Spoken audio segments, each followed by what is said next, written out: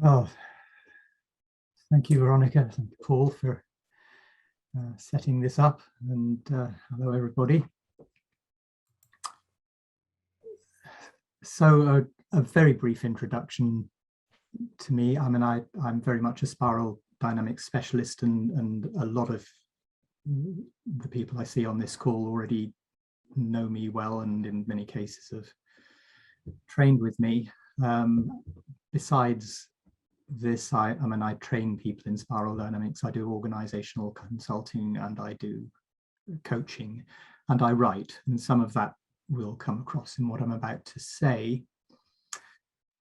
So I've kind of taken something of a, I don't know whether it's a risk or just a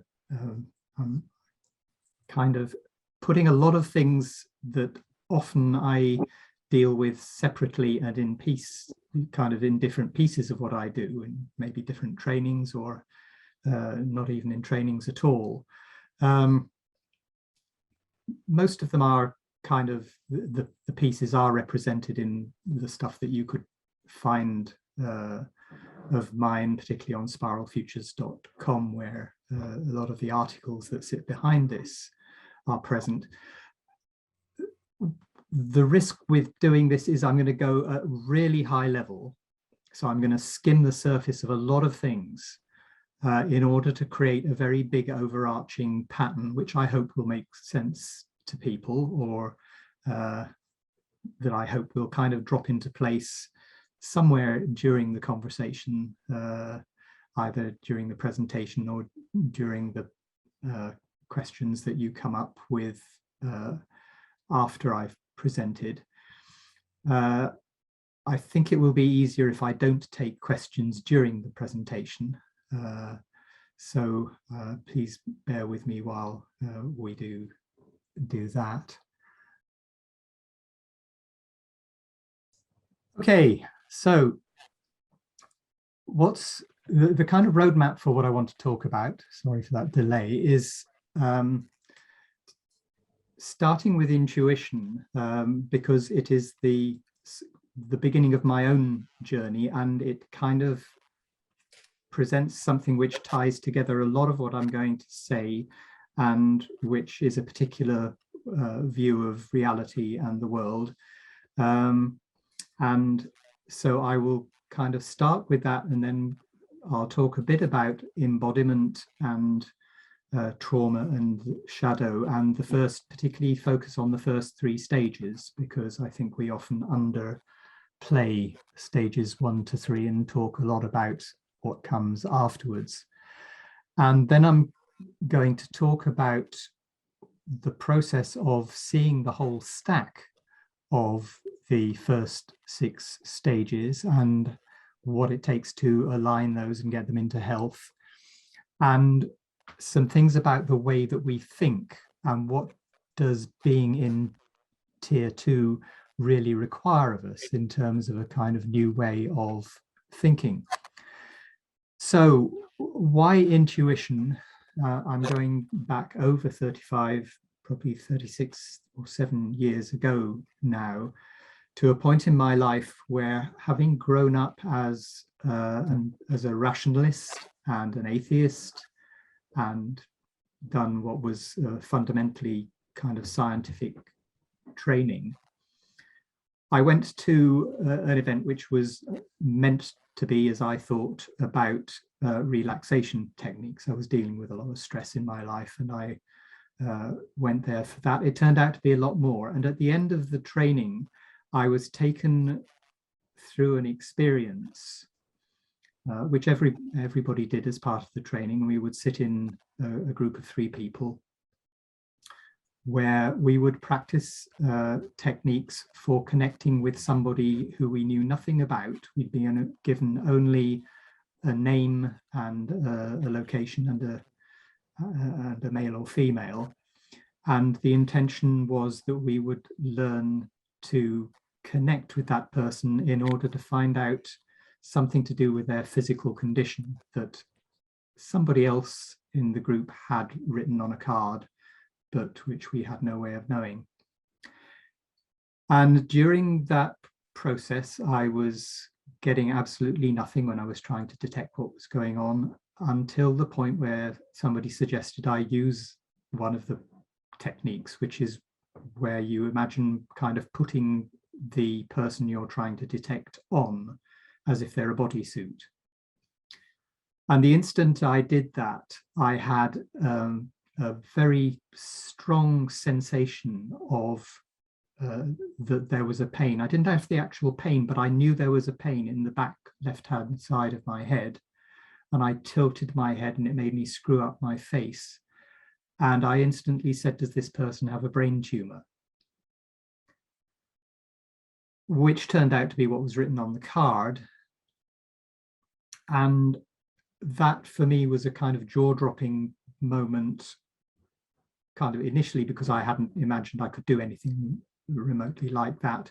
And then subsequently because I started to realize the implications for me that everything that I had been taught about science and the way that the world works, and basically what we know of as the orange scientific rationalist model, it simply was inadequate. It didn't cover what had just happened to me and what I was seeing happen maybe slightly less dramatically to other people.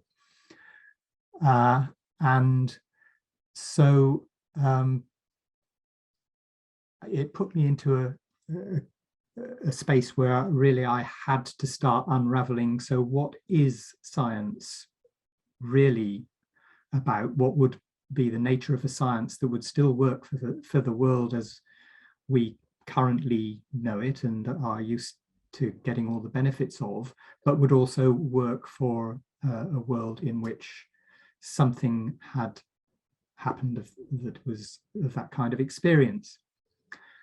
So a couple of definitions that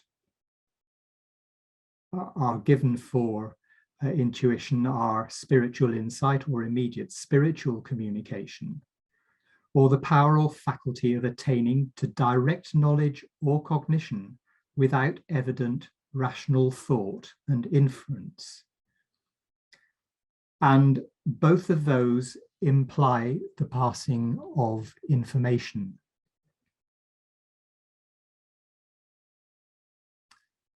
So I just want to play a little game with you, which I've never tried before, so I've no idea whether it's going to work.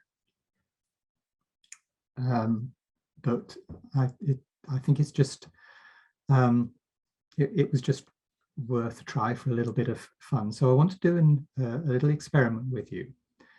So for the process of the experiment, I just want you to kind of allow yourselves to relax and get yourselves into whatever you personally have as your centered space. And when you're in that centered space, and you may find it easier to do that with your eyes closed, I'm going to invite you just to connect with me where I am and to tune into me and to what I am thinking. And for just 1 minute, I am going to focus on something. And I want to invite you to see if you can get any impressions relating to what that something is. So we'll start now, and so just allow yourselves to breathe deeply and drop into that inner space and let go of as much of your conscious thinking as you can, and allow yourselves to connect with my inner mind, which is holding an image.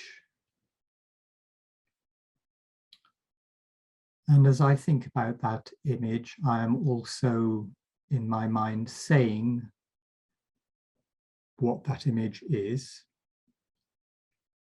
So allow yourselves to open up also any space that you have which connects with your inner hearing. And I'm also tuning my senses to something fairly specific about this thing. So you can tune into what I'm feeling. And I am holding the picture all the way through. So also allow yourselves to visualize what that might be. So I will give you another couple of seconds.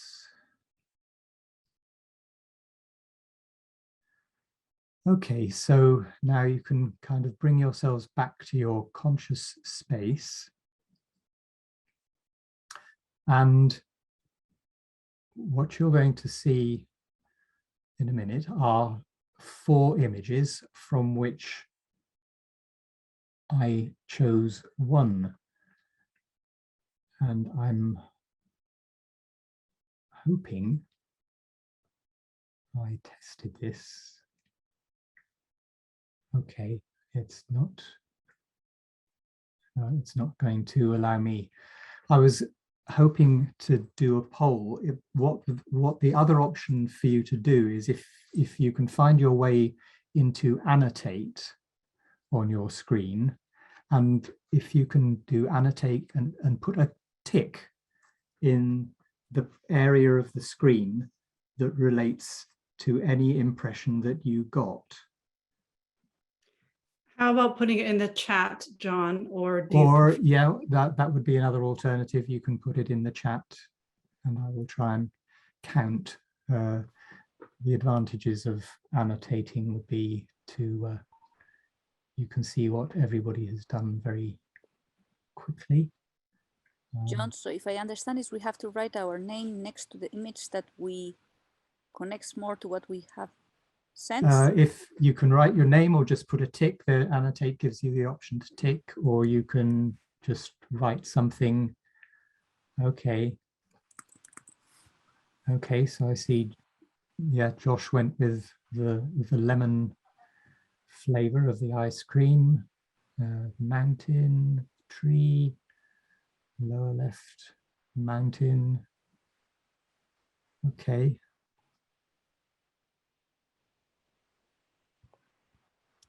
So Anna got the ice cream. Okay, Paul, you got the swirling thing, which could relate to the ice cream as well. Okay.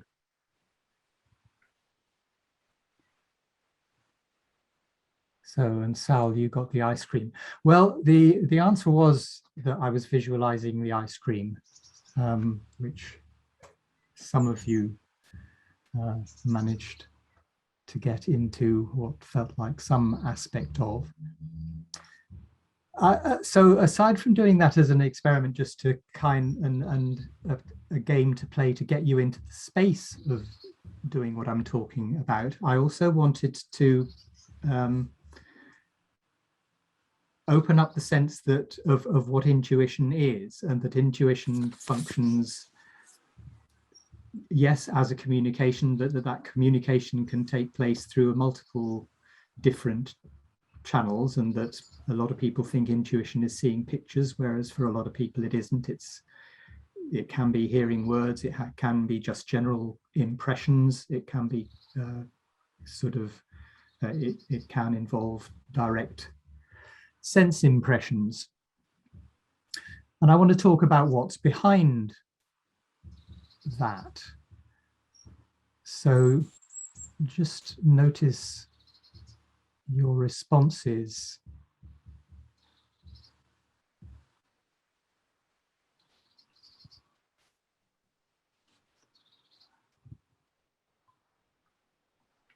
So notice where your attention goes, or whether your thoughts are in relation to what the world actually is, what it consists of. Because we live in a world where we are kind of required to engage with matter. You know, matter is who we are, it's what we work with all the time. we equally know that there is energy, which may mean different things to different people, but you can go all the way back to the kind of relationship of relativity, and that all of the world is constructed of energy. And so, both matter and energy would seem like correct answers. But for the anything else, I want to talk about information, because I would like you to have a sense of what is it that manages the relationship between energy and matter when energy forms itself into matter. A lot of you'll hear New Age people say, well, everything is energy. And yes, that's true. But actually that isn't, it's a bit of a chocolate teapot as an explanation of what the world is.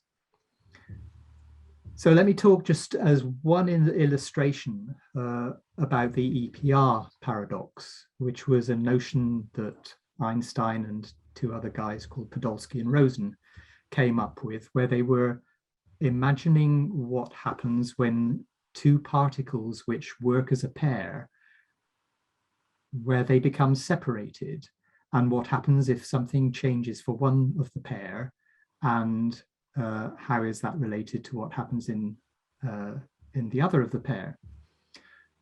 So for decades, that was a thought experiment.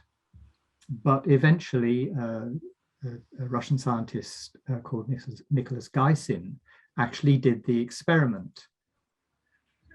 And what the experiment actually proved was that if a change happened to one of a pair of particles, which could be a long way apart, he was measuring about 45,000 miles. If a change happened to one of those particles, the other one would also register the change. So the notion is that particles are entangled, and that the only way that this experiment could have worked the way that it did was that something connecting the particles had to be there, in the sense of there being information, and either that the information is passing faster than the speed of light, which gives problems to relativity, or it actually kind of exists in some way which is outside of that light speed relationship. And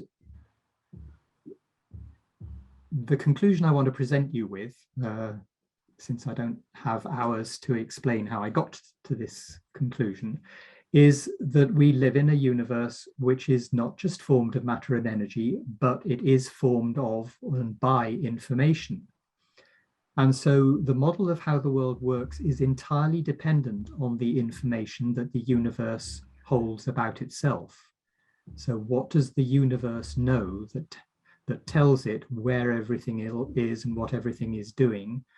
And that includes us.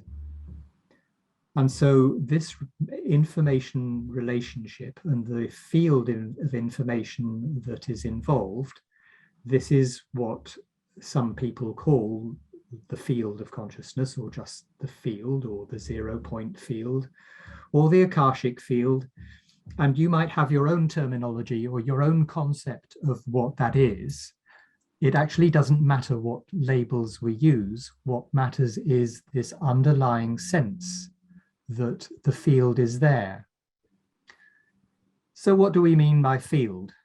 So this strange looking picture relates to something that you might have done maybe at school when you were possibly quite young, with a pile of iron filings. This picture is of a pile of iron filings, and where you would have seen what happens when you put underneath the piece of paper a bar magnet.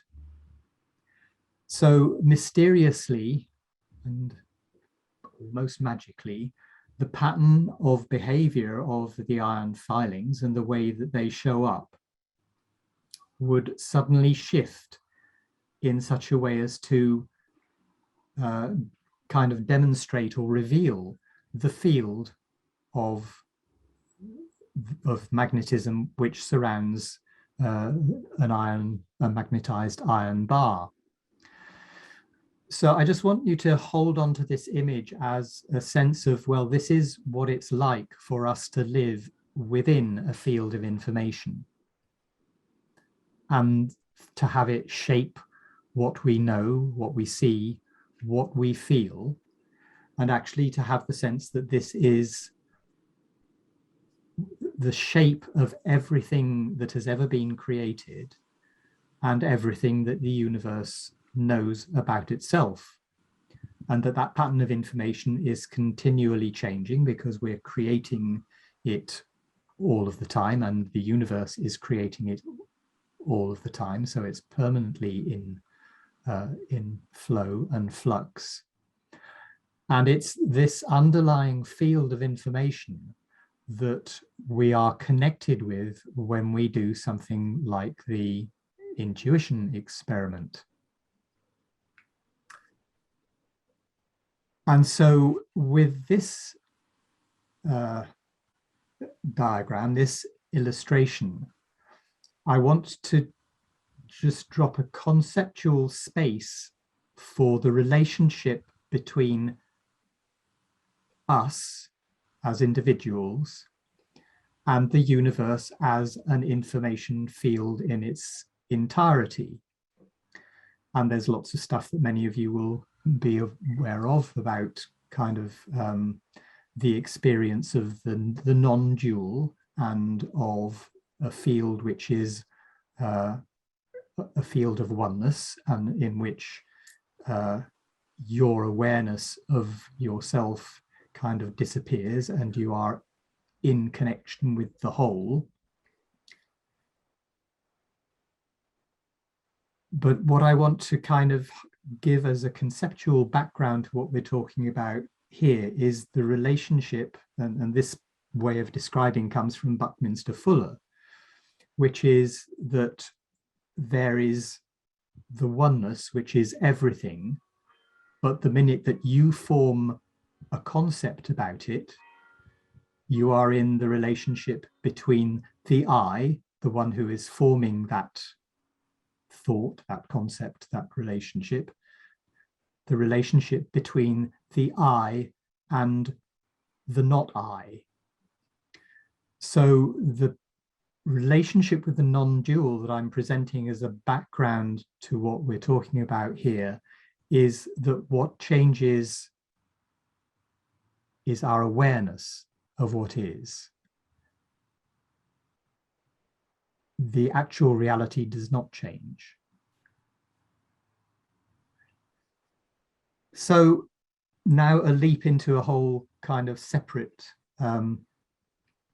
way of looking at this process. And I do hope that all of this will join up by the time we get to the end of what I'm saying. So I want to talk about who we are as individuals and how we develop, and how our among other things, how our sense of who we are develops. And so this is based on Graves, but it's also a bit of an extension, since Graves was quite careful to be talking only about what he had data for. So he only talked about adults. But everything that I've looked at in this arena says quite strongly that what we have the capability to produce as mindsets or priority codes or ways of thinking as adults, and what we manifest in the ways that we function as adults together in societies, they are all based on capabilities that are there in us and which we develop as we grow. And this is where we begin to get into the nature of the embodiment space. So here's a picture of the Graves system for the first 6 stages, and you will see it goes from beige at the top to green at the bottom. And that each of these stages comes into its presence in us as we grow through certain ages. So beige is the stage of kind of helplessness and needing to be taken care of if we are to survive. So it's a deep survival, and our food and our drink and our shelter are our priorities. And I won't go through all these in detail, but we go through this process of connecting to our parents and to people and to our place. We come beyond that into the red stage, where we develop our sense of who am I, building what becomes the ego and the self-identity.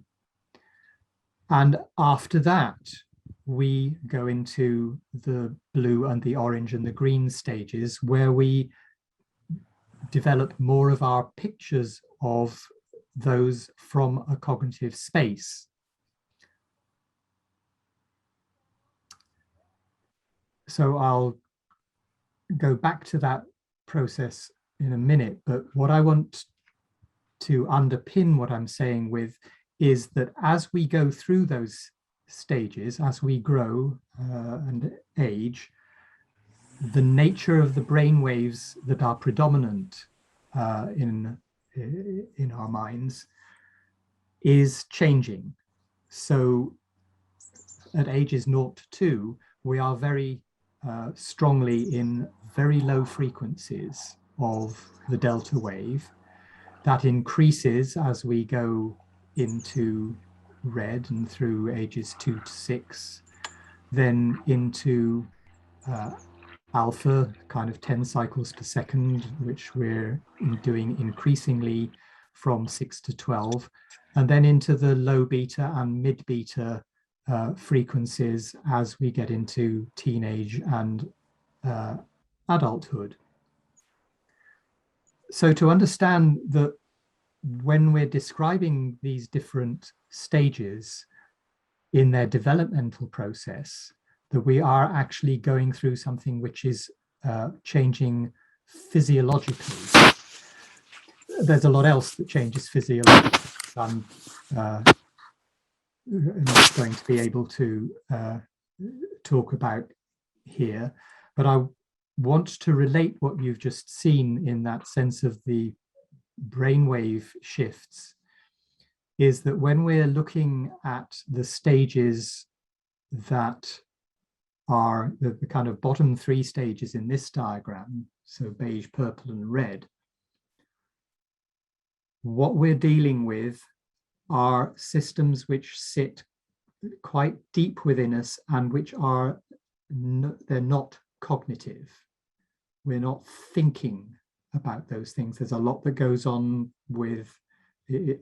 I'm not saying that infants and crawling young children are not using some kind of intelligence. They're doing a huge amount of pattern sensing and observation and creating their view of the world, but they're building that up much more in the way that kind of higher mammals do, which is just observing and pattern sensing about what is there. So they're building their picture of the world in a precognitive way that engages with what's happening in their sensory systems. And it's only as we begin to transition into the late stages of red, early stages of blue, and from then on, that we start really building our cognitive picture of the world. And I'm introducing this for a reason which is really going to become more important as we go through this presentation, because what we are typically inclined to do, as particularly as Western human adults and as ones who came through an education system and a scientific mindset that taught us a certain way of thinking is that we function most of the time cognitively. But when we get to the point of trying to shift from first tier and into second tier, we will run into the limitations of a purely cognitive mindset. And I will come back to that thought.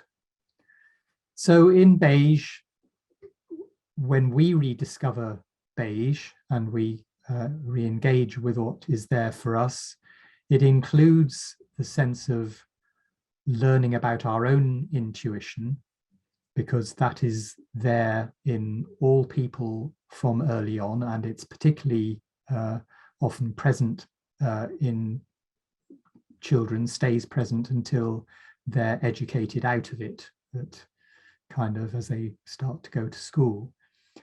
So we feel the field, we have the potential to be in our unconscious knowing, and we too live from a place where a lot of what we've learned to do, a lot of what we have learned by habituation, by practice, by repetition, by just doing things over and over again until they are as built into us as, you know, changing gear when you're driving. You don't think about changing gear anymore, you just do it. And to be aware that as we rediscover beige, we're used to thinking that we have, the 5 senses, but you have the opportunity to start to explore the way in which there's a proprioception capability where you can touch your nose with your finger with your eyes closed. You don't have to be able to see where it is. You know where your body is. And of course, sportsmen have this intensely. The awareness of what our muscles are doing, the awareness of our emotions, the functioning of our mirror neurons, and the pattern sensing. All of these are part of what we carry as our beige capability, and typically we give less attention to them than we might. So the purple layer. Purple is the layer at which we bond, where we connect with our family, our whatever the wider context is that is our equivalent of tribe. And it's the level at which a lot of our wounding and our energy limitations can be created, because if our parental relationships are not strong, if we don't have strong attachment, and I encourage those of you who haven't seen Gabor Mate's videos on this subject to look him up and see what he has to say about attachment. And there's a paper that is on my website about developmental psychotherapy, which goes into kind of how does this happen. And equally, how does damage also occur in the red system? Because a lot of our limitations and our blockages, or a lot of the blockages that you will come across when you're working as a coach or training in leadership or whatever, you will find the things which have caused damage in the red system, and which have prevented the full activation of a healthy sense of an empowered self. And there's a lot in that story which is about how parental boundaries can kind of shut us down or give us an inadequate sense of boundaries. And there's a big conversation that is available in that space about what it takes to support damaged red into full health and expression.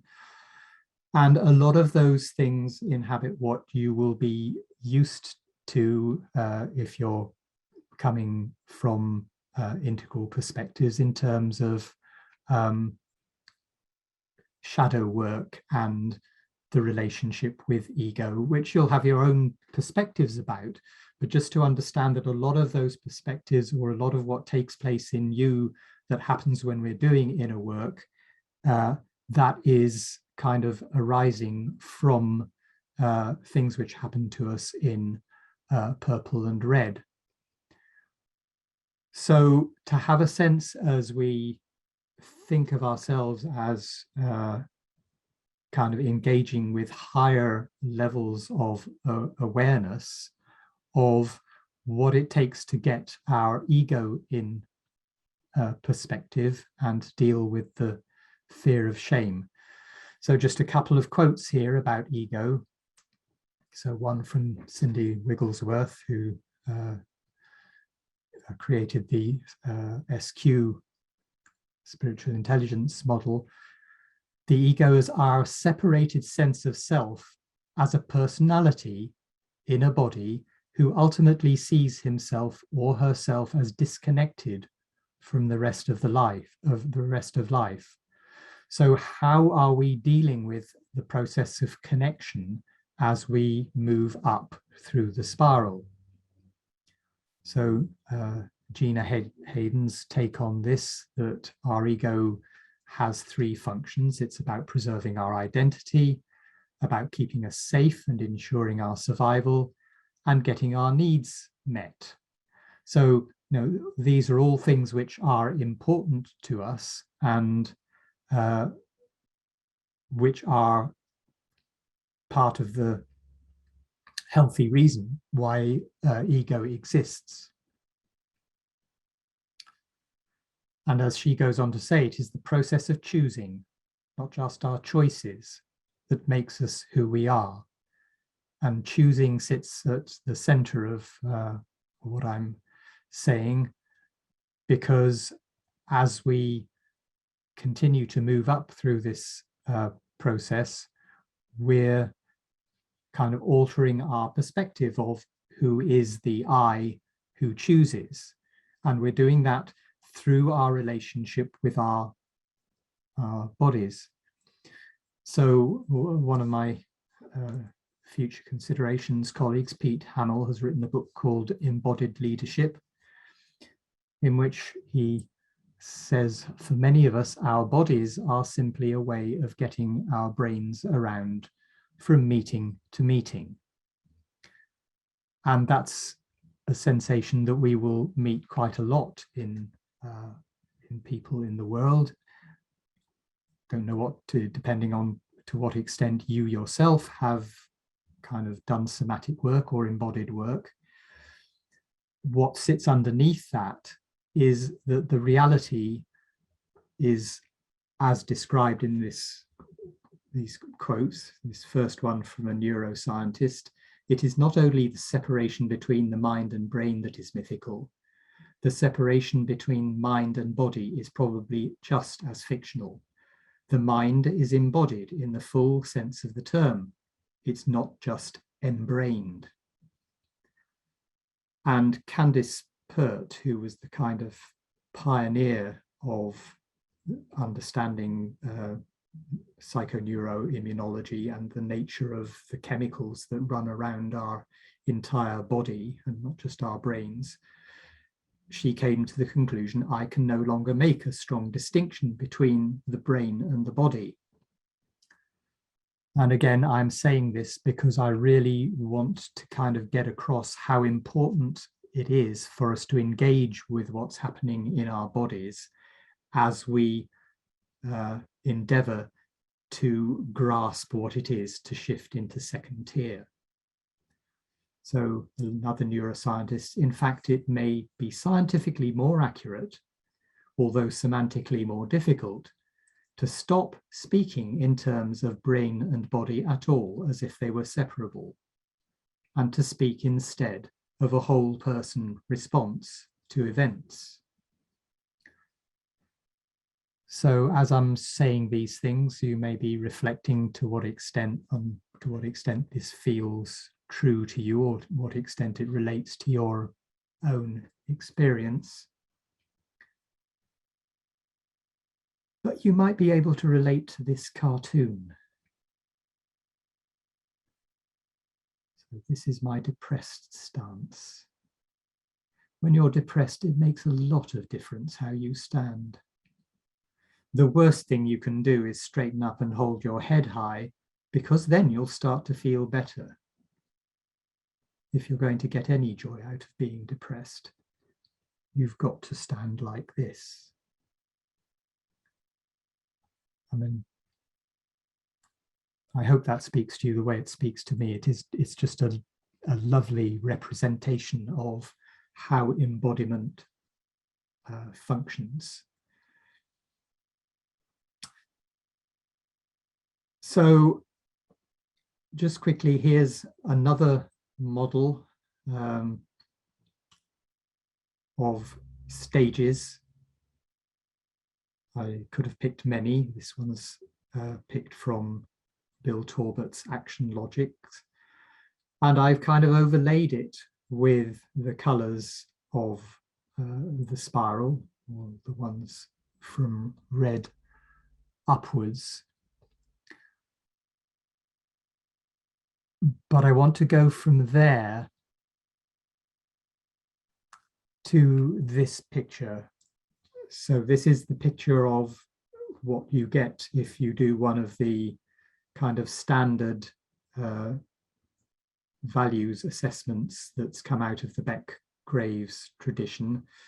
This one's the one that comes out of a value match assessment, but there are several others which follow Graves' original pattern, which he did on paper, in which we see that we are not operating in just one of the color systems, and that even in the color systems which are showing up in us, we may have a lot of energy in a system, but actually that's because we are operating in the rejection of that system rather than because we are really engaged in acceptance of it. And so we live in this relationship between kind of resistance and rejection, and acceptance and embracing. And even this picture that you're looking at, if you did the test on another day, it would change, probably not a lot, but it would change a little, because we are always in this flow of what happens in us as we are articulating the stages of existence within ourselves during our process of living. And this is actually the nature of our experience. And it's so easy for us, and often kind of it's the only way we manage to have conversations, that we talk about people as if they are orange or are green or whatever. But these chords rather than notes are fundamental to the nature of who we are, and they're also fundamental to the nature of what it is for us to move into second tier. So the stages are systems within people, they're not types of people, and all the stages are required in health, in the healthy forms of themselves, and ideally in some degree of balance between one and the other. And all of the time, those value systems within us are responding to contexts. So we need to see the whole of this picture, because when we leave first tier behind, and even that is a kind of, that's not really what we do, but we move above first tier and start to look from a second tier perspective, there are various parts of our thinking which have to fundamentally change.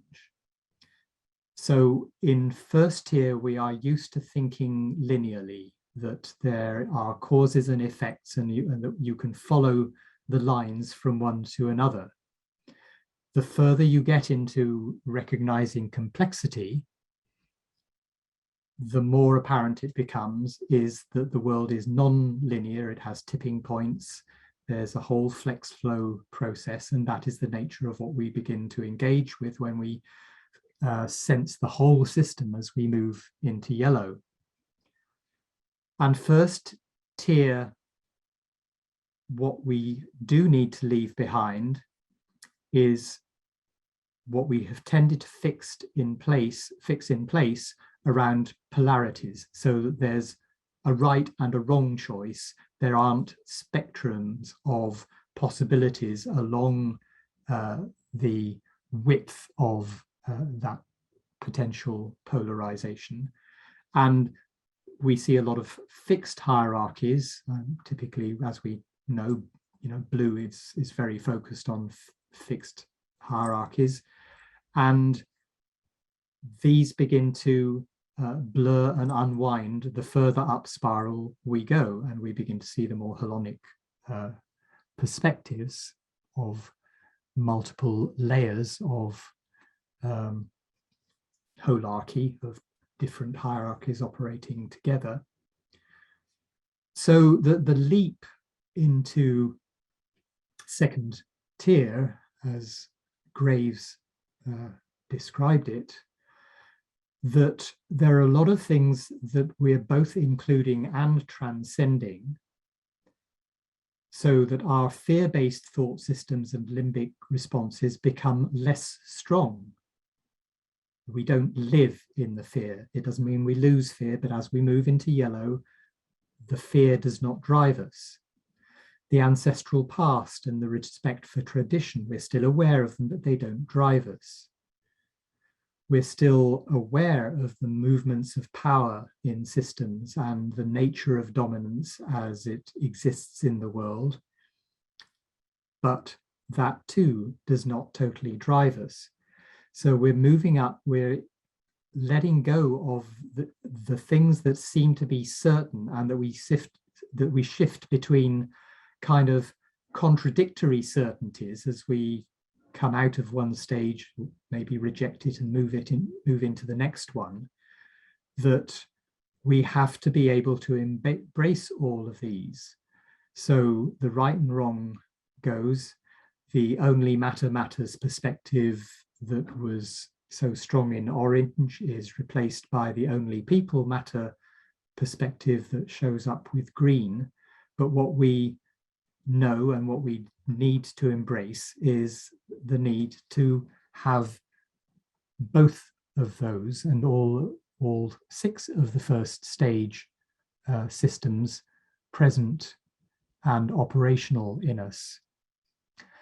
So as we break the bonds of that either or thinking, and we move into much more embracing of both and flexible choices, we open up the space where instead of trying to analyze and predict the wave, we get into the space of moment by moment surfing the wave.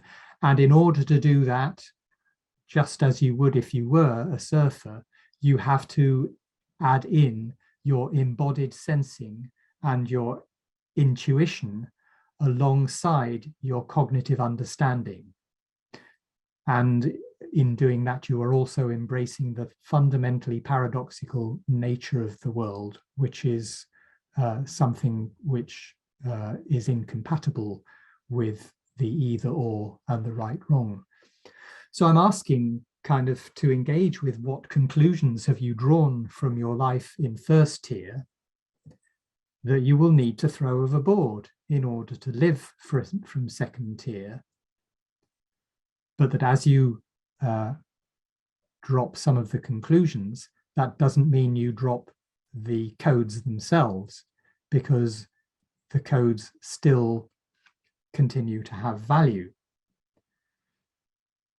So the old kind of traditional Beck on the right-hand side, the Beck diagram of the spiral, what you see, we tend to see when we look at it, we see the left-hand side of all the colors going up, but we also need to relate to the fact that beige remains present all the way up, as does purple and red and blue. They all sit within us, and they are all part of the mix, even when we're living in or living from or endeavoring to live from the second tier perspectives of yellow, turquoise, and potentially beyond.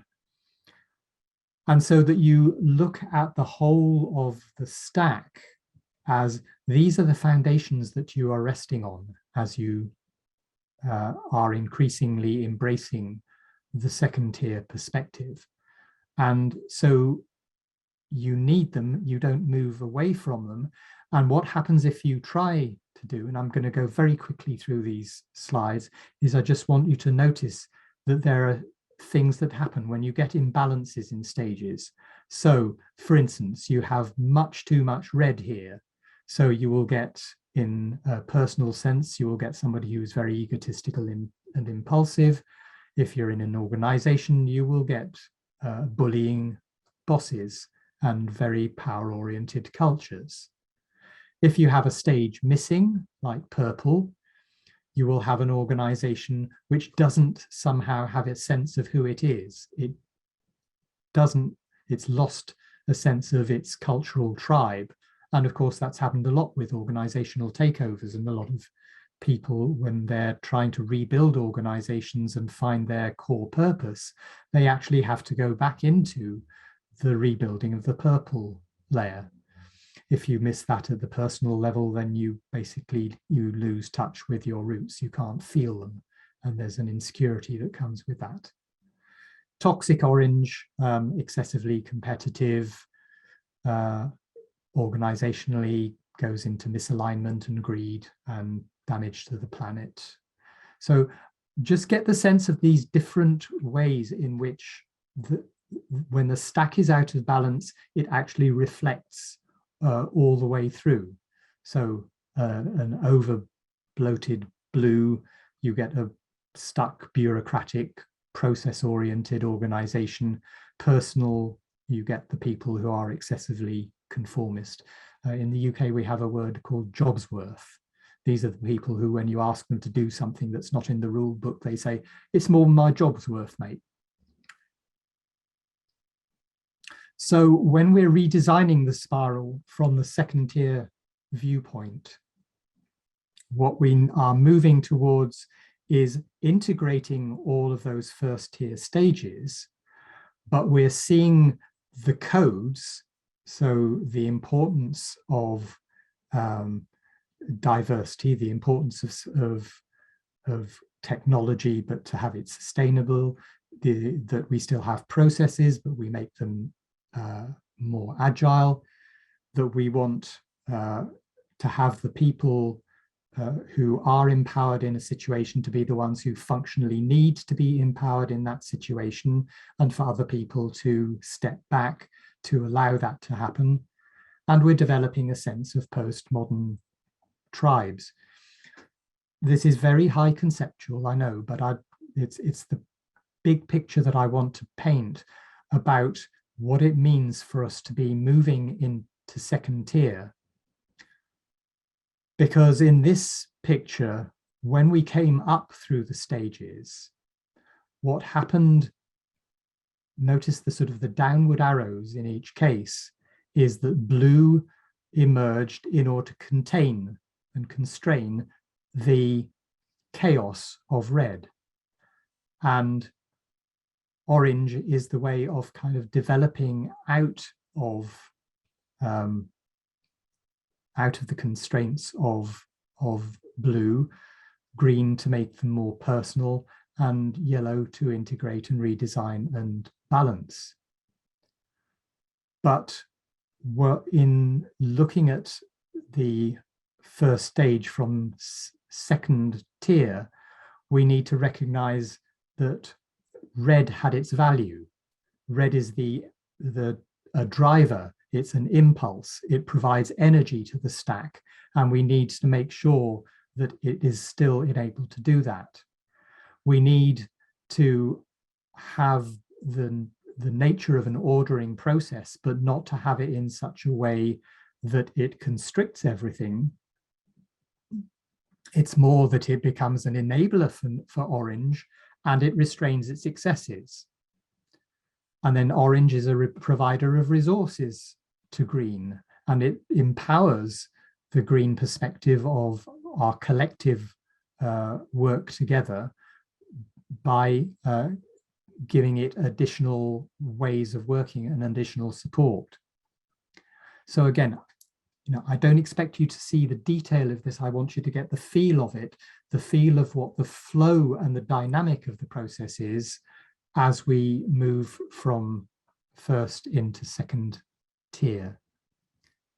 So last thing is, as well as looking at the spiral in terms of the top right-hand corner picture, the traditional Beck SD spiral, to begin to see that what we're also building are the resonances between the first tier stack and what we are going to create in second tier.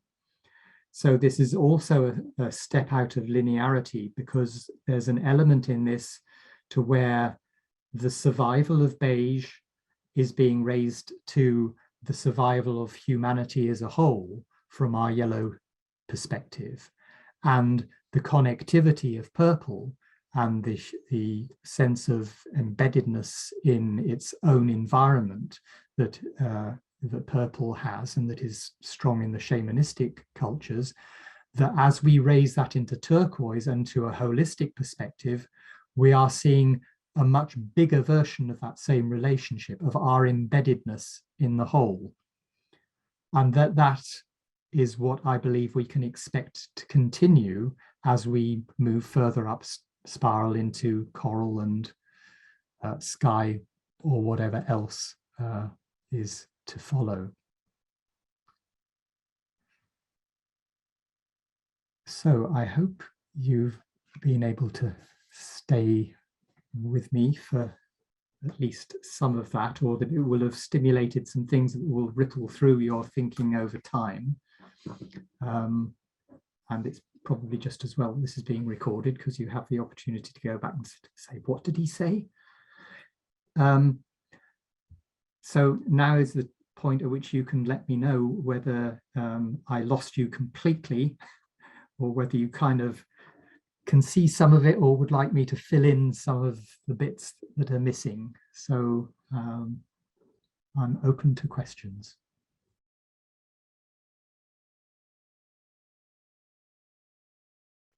Josh.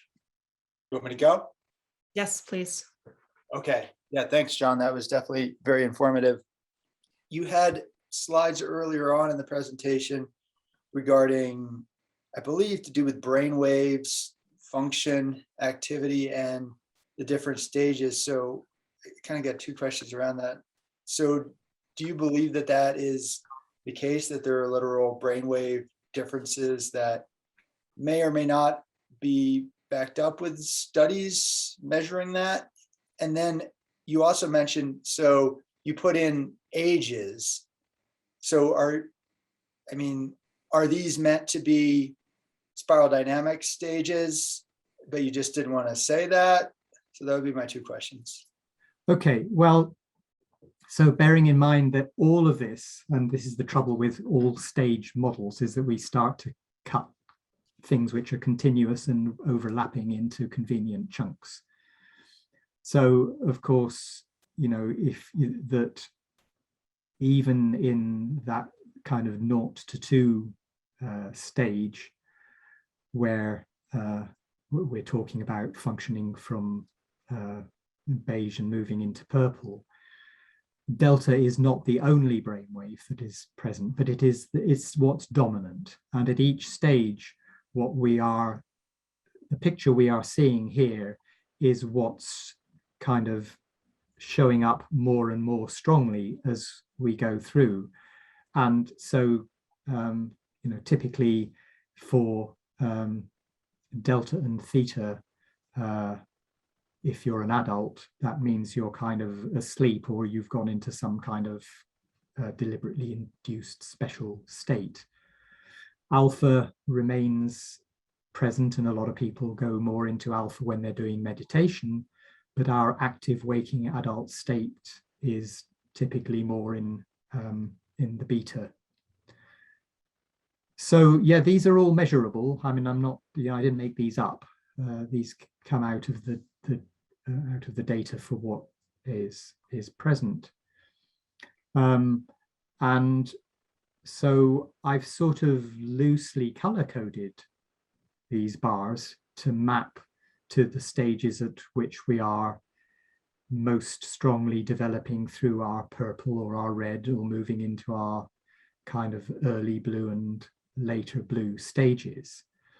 But all of these, we would have lots of overlapping sine waves.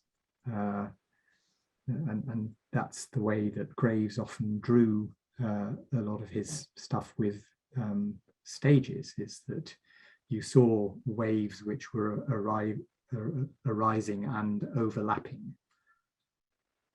Sophia? Yes, at the beginning of the presentation, when you spoke about the intuition and you did this lovely exercise, it's hard for me to understand the connection for the rest of the presentation. Maybe you can link it a little bit. Yeah. Yes, I possibly didn't say enough of that as we were getting into second tier. So intuition is about our connection with the unseen and with what we are capable of picking up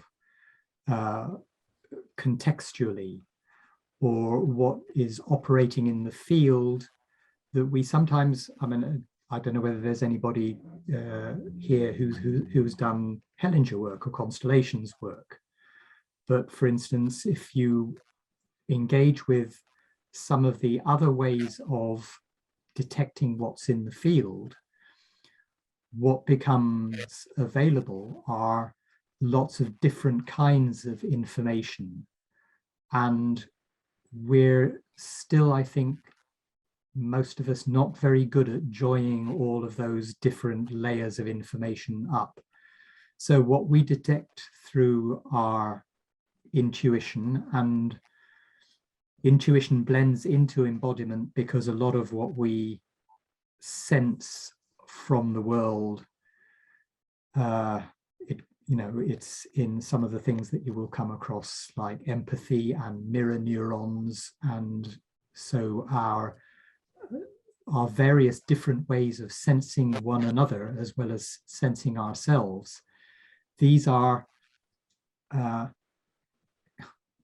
vast amounts of information that are available to us that come out of the first three stages of the spiral, and which I'm suggesting are going to be absolutely essential to us if we're going to make a decent job of the transition into yellow and beyond.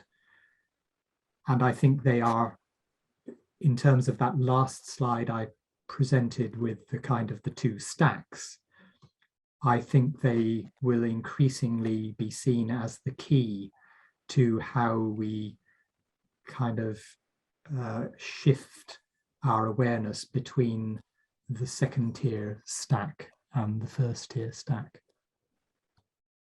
Okay, Henry?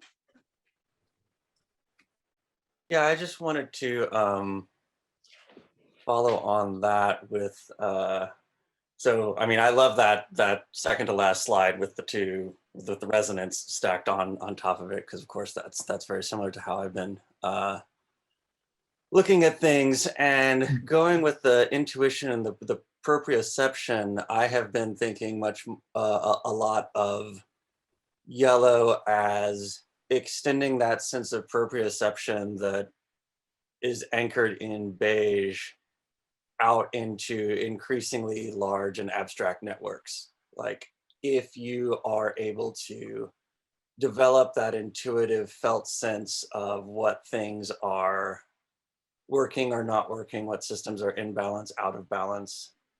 That I feel is part of that resonance. I don't know. I don't really have a question. I'm just kind of floating this out because it feels very similar, and I'm just kind of curious as to any reaction to that. So it's been coming to me more as we were very in touch with our bodies as a system. So if we can be in touch with a larger sense of system that includes much more of the other, then that's some of that resonance to yellow. Yes, I Okay. support that totally. Yeah, it's just very, very, very fun to hear similar things from slightly different perspectives converging there. Yeah. Although, of course, since I read your book, there's an influence in that. Good. Okay, and now I have a question.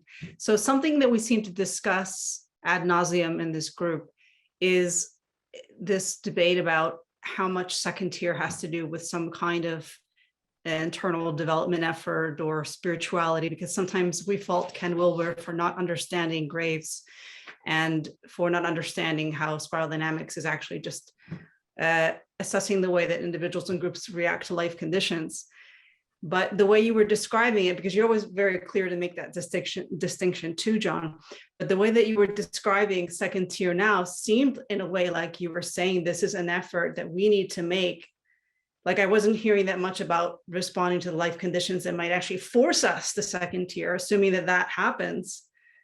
But rather, it seemed like you were saying that if through a conscious effort, if we understand the first tier levels well, then we can amp it up, and through some kind of effort, which for me is of a spiritual nature, but because recognizing that everything is energy, that some people may find fault with the word spirituality, but for me it's just recognizing that everything is not material, recognizing the interconnectivity of everything, that everything is energy. So tapping into that,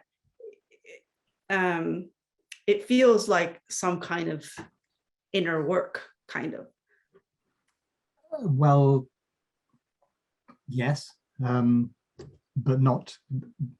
the two things do go hand in hand. I'm just noticing kind of my, this t-shirt that I'm wearing, the as above, so below, as within, so without. And at the bottom of the t-shirt, actually, maybe I should see if I can do this standing up. So as the universe, so the soul. So, this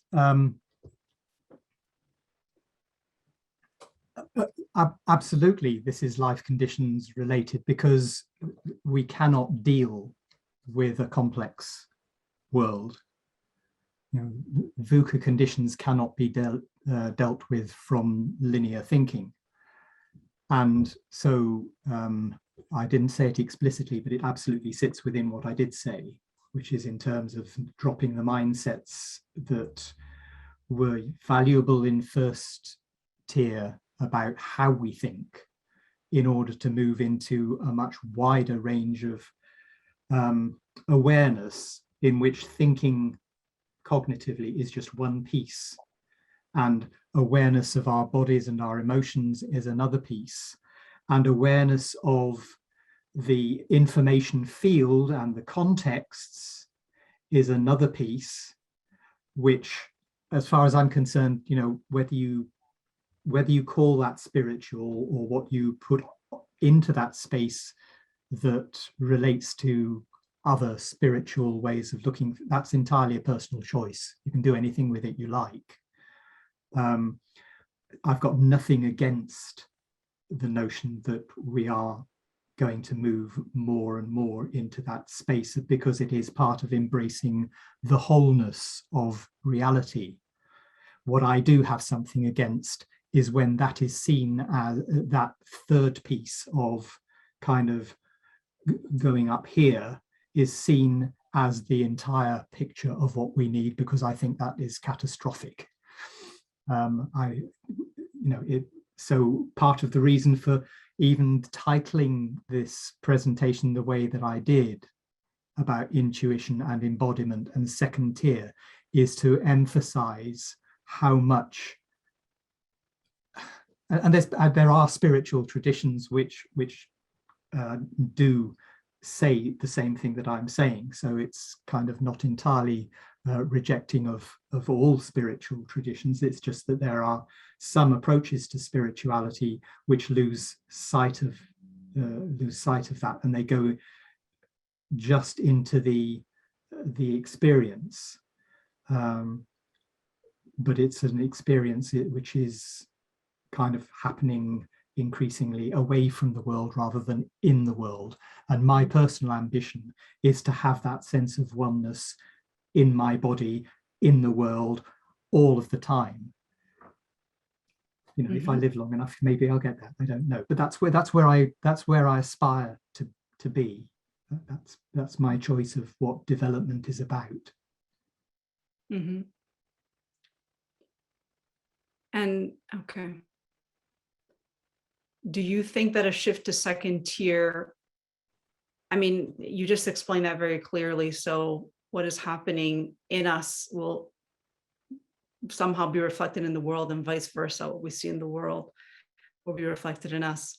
I'm just wondering, how much do you think will be forced on us by, in a way, the degree to unconsciousness to which most people inhabit, and I don't exclude myself from that. So we live, the reason why we are having so many issues with the environment and trouble dealing with pandemic and all these things is this degree of unconsciousness. So, well, I'm not even sure. Never mind. I can't really formulate the question. Okay, well, let me have a go at answering what I think might be a question underneath it. Okay.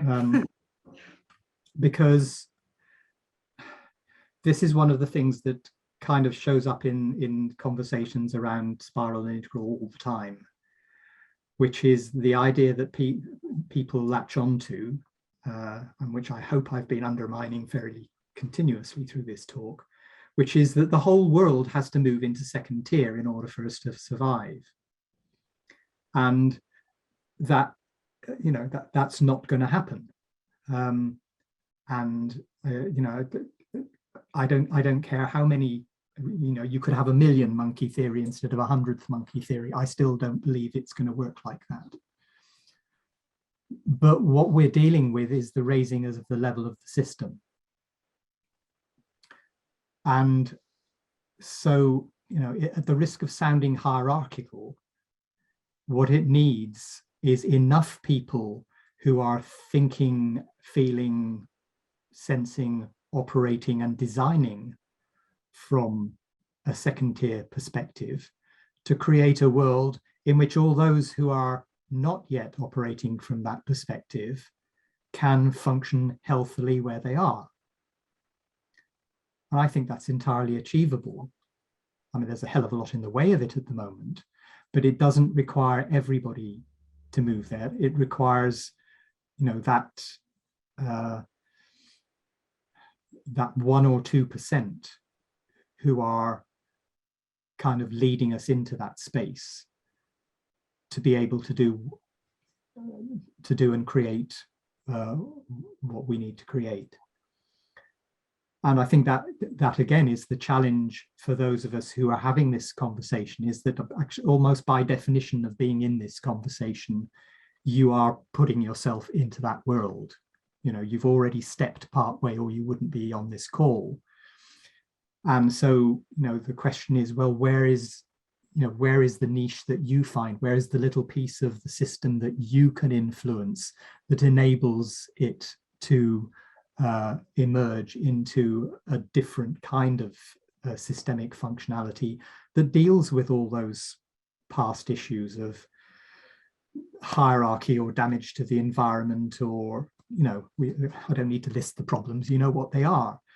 So that to me is what we're being called to do. And, you know, everything that I everything that I work with, actually, it's oriented towards that. You know, when I teach organizational development, it's done from that living systems perspective. It's how do we treat the whole planet as a living system and get it to function as a living system? You know,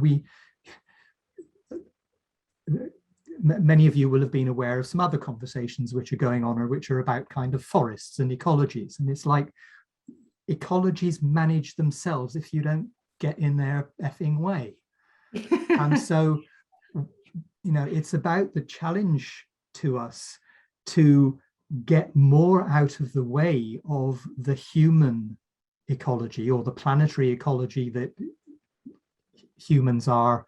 You know, we're in the Anthropocene, as people are calling it. So we are kind of pretty influential in what is happening. So how do we get all the crap out of the way so that we can actually function as living systems? And Paul has his hand up. Paul, I just have one small additional question that's related to what I'm asking, but I think I've brought up this question in other sessions, but it feels to me like it's the lawmakers and the politicians that have the greatest effect in terms of instant reaction on a large scale. Like a law was changed in Texas, and that's affecting a lot of women all at once because of a few lawmakers. So I want to feel that, for example, we as a group right here in our individual ways can affect. It seems like the people who are really having large impacts are people who may not be so conscious of the earth as a system, or have that intention. So that feels sad. Well, it certainly is. It saddens me. And so this is one of the areas which gets a bit paradoxical, and where the system itself, you know, the politicians and the technocrats who aren't caring, and I'm not saying all, because there are some people running companies who are becoming awake, but they appear to hold the power. But this is one of the kind of paradoxes of higher hierarchies and the shift in the way the system functions, because what we've built in first tier has been constructed really from late red onwards on the basis that we manage everything from the top down. And part of the shift into second tier is that a living system manages itself much more from the bottom up. I mean, it's both bottom up and top down, but the balance shifts. So there's a kind of an illusion, and I'm sort of reminded of the regular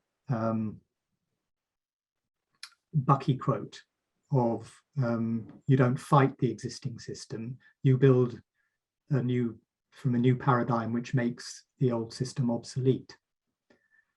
And so we need to have the courage, in a way, of our own convictions that what we do locally and individually and from the bottom up won't look powerful until much later on, when things will come together in almost seemingly magical ways, because we will have built the ground for it. And every part of, I think every part of what's happening in that matters. So Extinction Rebellion matters, or pick any movement, pick anybody who's doing something which looks like they're experimenting on the leading edge. They matter. And of course, we know from sort of agile thinking that not all these experiments will succeed, but some of them will. And it's about having the willingness to do the experiments and to try again and to fail fast and fail often, because that's where we build the new from. And we have to trust ourselves to do that. Yeah, thank you, John. That's really an important point. Thank you so much. That's very helpful. Paul, you have a question? Yeah, first of all, I want to say, John, thank you very much for this incredible presentation. I'm referring back to some of the slides that you had of the spiral, and you were looking at an organization and, in a sense, the dysfunctions that would occur, could potentially occur in an organization. And I may be putting words in your mouth here, but you kind of said, well, if you have a kind of a bloated orange displayed, or if there's too much blue, could you say a little bit more about that? I asked that question because my long range hopes in how to utilize integral thinking is in an organizational context, is Right. work with organizations, not to turn them into yellow organizations, but to Yeah. So heal their dysfunctions, if you will. yeah. So I mean, those diagrams are inevitably oversimplifications. Right. You know, the point of them is to get to develop a way of seeing where you're looking at the whole with the context of where are the imbalances that we might need to focus on first. So it's not that any of them operate in isolation, but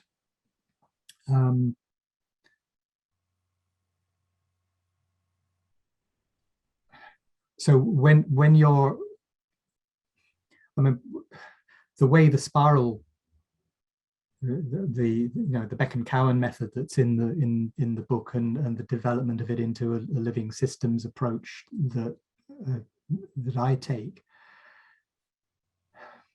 you take a lot of different perspectives on the organization as you go through in order to build a kind of layered and textured, and I've looked at it from this angle and I've looked at it from this angle, and eventually you get a kind of picture of the whole. And then somewhere at some point, something comes into focus where you think, okay, this is kind of where the energy is most stuck.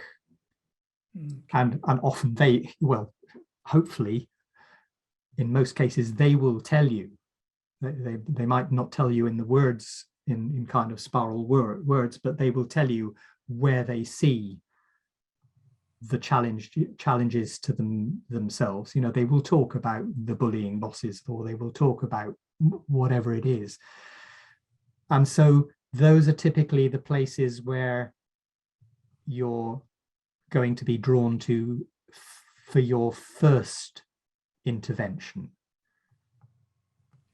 But in a process of rebalancing and bringing each of the layers to health, and and all of the layers into some degree of functional balance, where all the voices are speaking kind of resonantly into the life of the organization, you're going to be kind of working with each of them, and bit by bit and one by one, to the point where all of them are awake.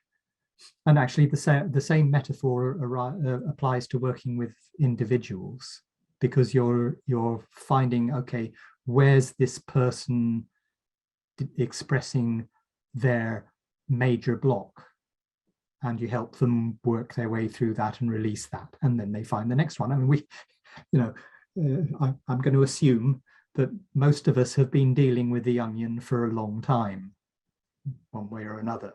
That, you know, there's always something else that gets revealed, but as we do it, it gets easier and easier, and we get quicker and quicker at recognizing what it is we have to deal with.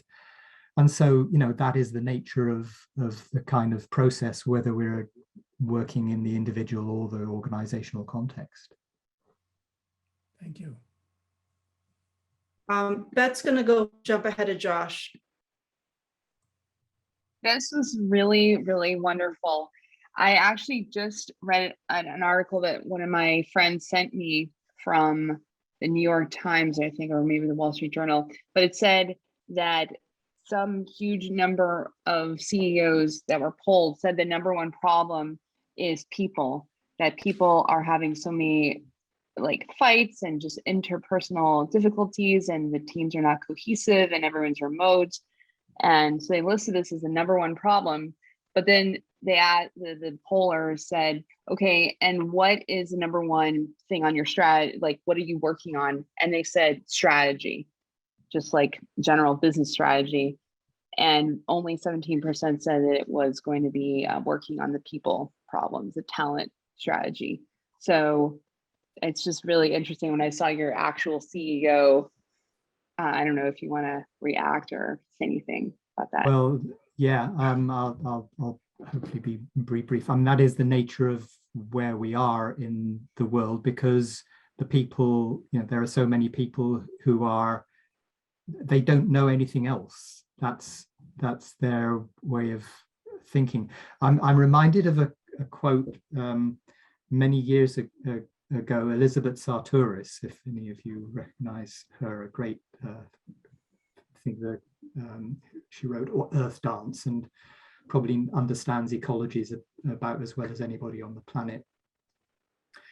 And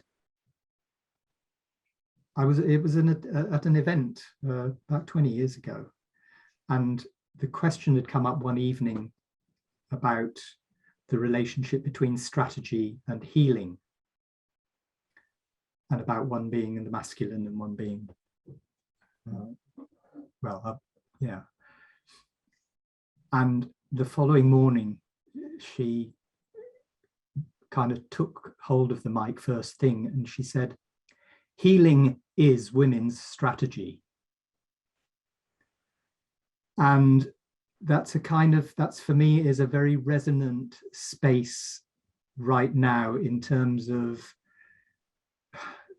how the world is functioning, and how, you know, the difficulty in shifting, you know, the most boards are male dominated, and all the males were trained at Harvard Business School, and they kind of, you know, they only know strategy, they don't know people. They probably have, you know, their one board member who is female is probably in human resources, but doesn't get much of a voice. And I find this incredibly frustrating, because in future considerations, my colleagues and I are trying to offer people the solutions, and we're offering them typically to the HR departments, and they're getting knocked over by people elsewhere in the organization who don't get what's necessary. And that's part of the nature of so the only other thing to say relevant to your question, I think, is the polarization is getting stronger. And so this battle, and you know, there's this whole other conversation going on about the battle between kind of modern, postmodern mindsets, and that we haven't risen above that battle yet to something which is, again, integrated in the way that I'm describing that second tier has to be integrated. And while we remain unintegrated, what we see is the polarizations in all conversations. So, you know, almost any conversation of substance that is going on in the world, you know, race or gender or vaccination or whatever, it is incredibly polarized. And that is a symptom. It's not a very nice symptom, but I guess it's part of what we have to go through, because this is what happens as people are driven down spiral before they're able to get to something that shifts them to a higher perspective. Thank you. Josh, and then Anna. Anna, you can go before me. I already asked a question. Okay, so just to go back, when you were speaking about the onion layers, in terms of healing, I don't know if I understood it correctly.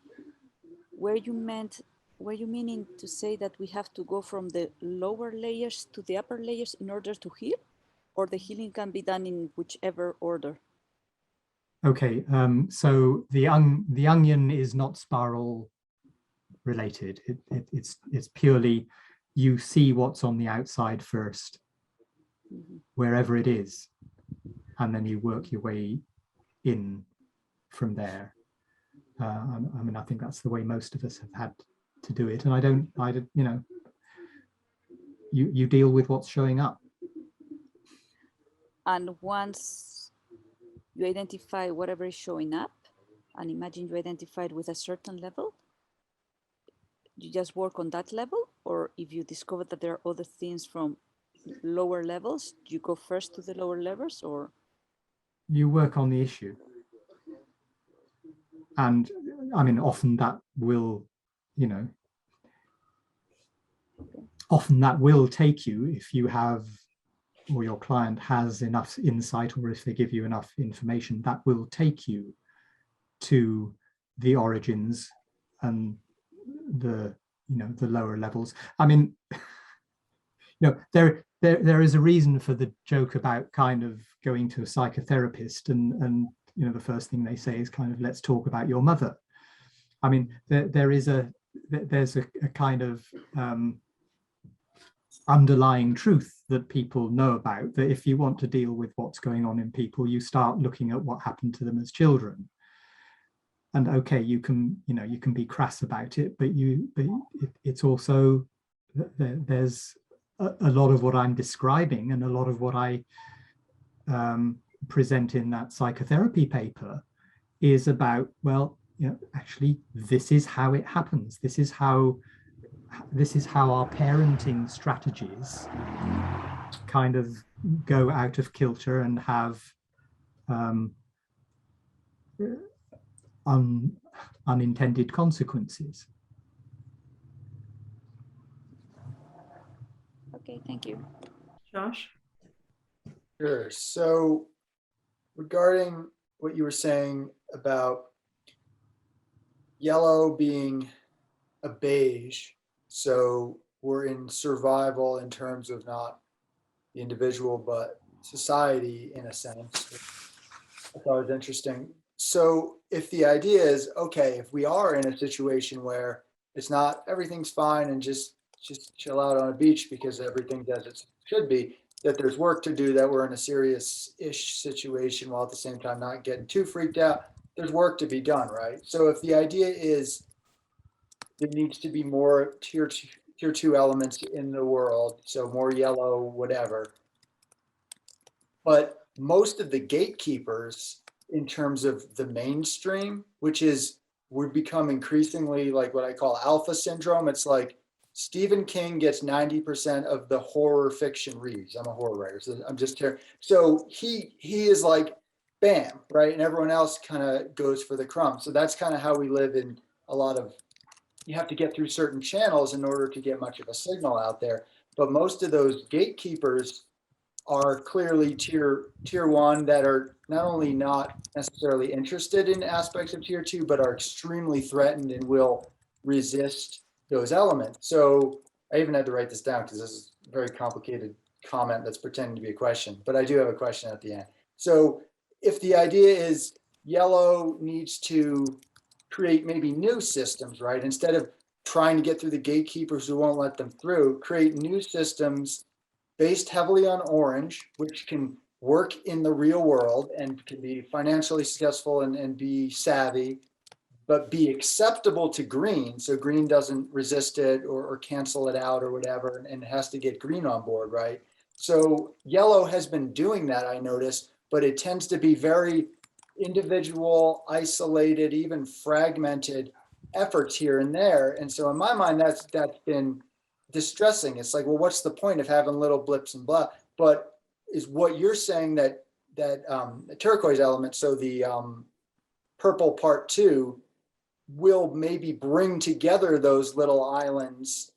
And so those islands are doing what they're supposed to do. They're not supposed to join until some other element joins them. Does that make sense? It makes sense. I think for me, I think it's a both and. Because there's a lot of joining that can happen in yellow. I mean, the nature of yellow is this kind of this flexible, flowing, joining up dismantling, rejoining elsewhere of components in order to kind of assemble themselves over time into a new and working system. So one of the places potentially that I go with this, and it's not the most comfortable thought, but it may well be a real one, is that the gatekeepers will hold everything they hold until it kind of gets, until something breaks. So there is a significant possibility that one of the paths that we are going to take over the next few years is that something in the system will collapse badly, so that we have another 2008, only we don't any longer have the option of quantitative easing, so things collapse financially, or we have some other breakdown. I mean, COVID's been a kind of an interesting little kind of indication, because it's been enough to rattle the cage of the system and to cause certain things to loosen up. I mean, like the whole notion of, well, do you go to a place to work? You know, things that people were saying 5 years ago, well, you just cannot run a company like that. And then for the last 12 months, they actually have been. And so you get these indications where something breaks down, and actually, well, you know, we'd already built Zoom as a technology. I say we, you know, the world, we had it available. And so the job was, how quickly can we scale that up, or how quickly can Microsoft kind of get its act together with Teams and roll that out in organizations that need to use Teams. So I don't know how, you know, I don't know how this is going to look, but it doesn't, you know, what we tend to see when we're looking at this picture is, and actually it's part of this, the trap of the linear thinking. I mean, that even the climate change conversation is around, well, we have to do 1% this year in order not to be dead in 2050, but meanwhile the forests are catching fire, the crops are damaged, and things, you know, it's happening here. We have major floods in Germany, we have whatever it is, it's happening now. And so the linear projections actually can easily distract us from the fact that it's already breaking down. It may well break down in ways that have not been predicted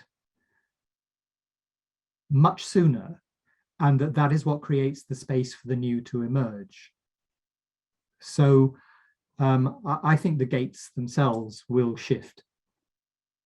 Okay, but Okay, so I had like 20 different ideas during your presentation, and one of them is that we have this other format, John, for this group, that where we have a salon. So we have a topic and then we all discuss it.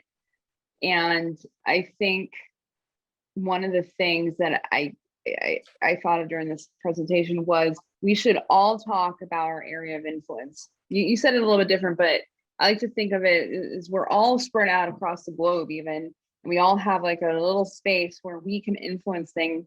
And it'd be nice for us each to say like, okay, this is the thing I'm focusing on.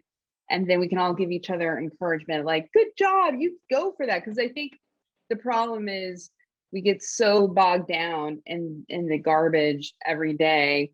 And so we forget like, oh yeah, I am doing my little piece. So it's like a support group. That's one of my thoughts. And the other one is that you were talking about, like, I don't remember exactly, but basically I did a workshop a few weeks ago, or maybe it was months ago now, that holes in your spiral. And I think this is so critical that we get to this level and we're like, oh, I'm going to change the world. And I see it, we're all connected and we have all these thoughts. And then we get heart disease because we're eating factory farm meat and we lose our ability to work, or we get into a car crash because cars are so terrible and, you know, we don't have self-driving cars yet, or we're breathing the smoke and we get asthma and we're on our back dying. So it's like, even though our brains can slowly move up the spiral and we're like, okay, I'm ready to go and be the CEO of the company. And then we get killed by beige because our world is so toxic. So I was thinking I should run a workshop called Being Healthy in a Toxic World. And just like the basic stuff, like stop eating factory farm beef. It's so bad for you and it's bad for the animals. But just like the basics of like put an air filter in your house so you stop. Anyways, those are my various thoughts. Yeah, well, I think the idea of having people talk about what they're actually doing is a great one, because one of the easy places to go is one in which our not enough patterns come up. We think, oh, well, what I'm doing is not important and it's not enough. And actually, the thing about a bottom-up system is about really getting how all the little pieces matter, and you can't tell how significant any piece is from the outside in terms of its size or its influence. Yeah, I mean, without getting into the kind of issues that you were raising, but I mean, there is a basic argument that goes along with what I've been presenting, which is, well, if we don't take care of our bodies, whatever that is to each of us, well, we're probably going to miss something. So yeah, I mean, I certainly, without this necessarily saying what that looks like, the specifics of find out what is right for you and do it. Because how many of us have, I'm pointing the finger at myself here, have ambitions to do more exercise than we actually do. So yeah. Good. Josh, I have a question for you, because you say that you defend whatever creates the least suffering in this world. Like you want to lessen the suffering. But my question is, isn't horror literature a way to inflict suffering on the reader? You really want me to get into this? Very short answer is, well, first of all, that's only one of the things I'm working on, but it's pushing through the darkness into the light, and also finding the balance between shadow and light. That's the kind of horror that I'm interested in. That's my Trojan horse for getting ideas out into the mainstream world that did not get out through organizing, that did not get out through journalism, did not get out through teaching. So now just tell a story, tell a mainstream horror story, and sneak the ideas in that way. Nice. Really, stories are important. I just finished this morning. I've been reading American Gods by Neil Gaiman, and it's full of wonderful, it's just so full of ideas. Yes. And I love science fiction and kind of crossover genres for that. Yep. Mythology. All the mythology was all about kids getting eaten and stuff like that. We gotta deal with that stuff, but yeah, not wallow in the darkness either. I agree. Yeah, and of course, most of them are vehicles at one level for some kind of, their heroes' journeys too. Exactly. And our whole lives, all of creation for me is a battle between darkness and light. And, the great films are all about that, whether it's Star Wars or something else. So yeah, I think we're perpetually trying to work out that enigma, that balance between light and darkness.